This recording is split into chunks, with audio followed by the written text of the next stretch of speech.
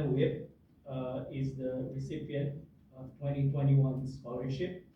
She is a BA Arts and Law honors student, uh, extended major in history within arts degree. She's also a 2021 Winter Research Scholar, subsequently a research assistant to Associate Professor Sarah Percy, and she's assisting her with a forthcoming book on women in war. Uh, Anna Whip is also legal assistant within the legal policy team of the Queensland Society, and she has primarily been working across 31 policy committees, assisting with research for submissions to Government Law Reform Commission, task force inquiries, and liaising with key government and industry stakeholders. She also studied history as an exchange scholar at the University College in London in 2019. Anna?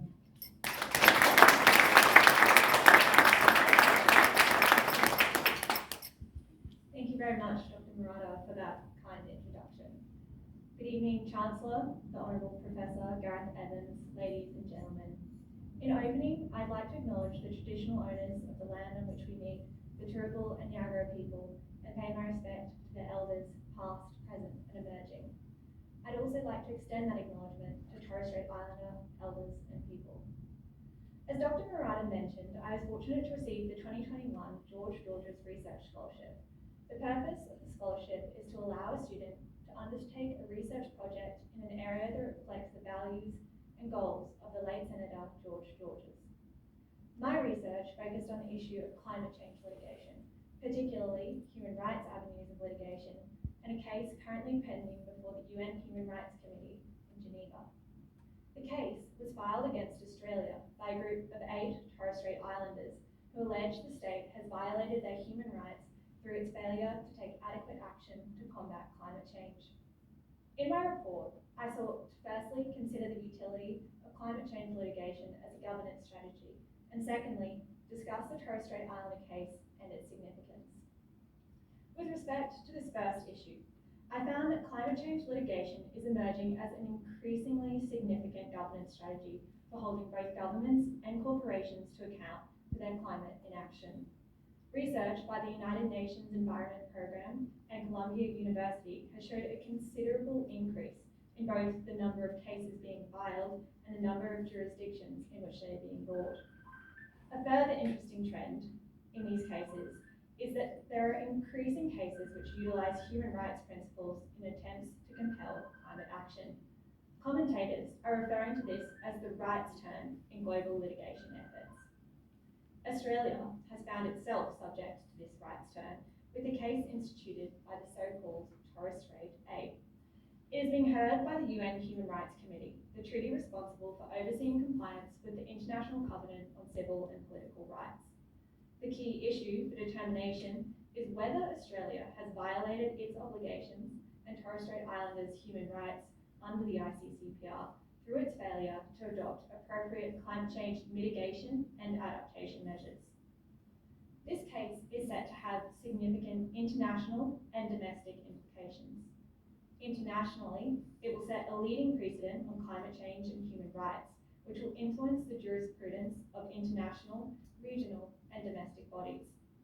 Particularly, it provides an opportunity to clarify both the nature and the content of a state's obligations under international human rights law to combat climate change.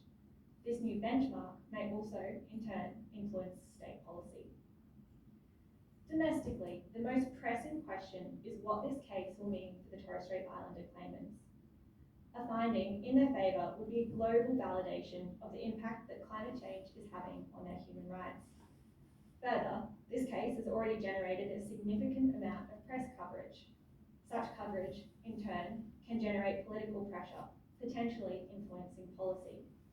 It is notable in this respect to note that following the case being filed with the committee, the government announced over $25 million in additional funding for climate change mitigation efforts in the region. Legally, if found to be in violation of its obligations under the ICCPR, Australia would be subject to a request by the committee to provide effective remedies. This could foreseeably include setting more ambitious emissions reductions targets, implementing domestic policies allowing us to meet those targets, and better involving Torres Strait Islanders in adaptation efforts. But here's the catch. The committee delivers views, not decisions. They are non-binding on states and therefore lack enforceability. Much depends on the attitude the state takes to the views of the committee. As Hilary Charlesworth, an eminent Australian judge who was recently appointed to the International Court of Justice, has noted, Australia has a historically spotty record of compliance with committee views. As such, it is quite possible that the remedies sought by the Torres Strait Islanders will not be implemented. This is a significant limitation of this approach, and it's inherent to some human rights approaches. I was struck this evening, listening to the Honourable Professor's speech, that the response the government takes to this non-binding decision bears directly on the issue of whether Australia is and can be seen to be a good international citizen.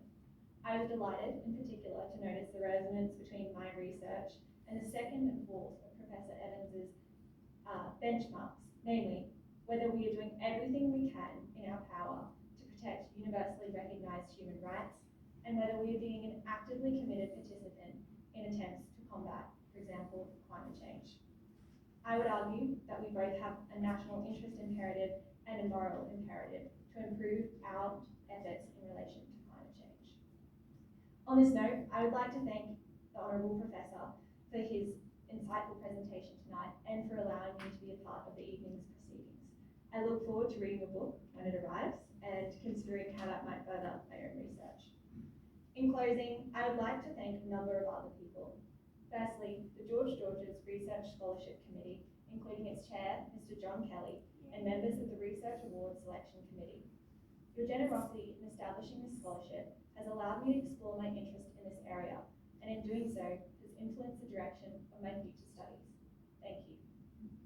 Further, I would like to especially acknowledge the guidance and encouragement I received from members of the Asia Pacific Centre for the Responsibility to Protect, in particular its director, Professor Alex Bellamy, and Centre Manager, Anna Chancellor.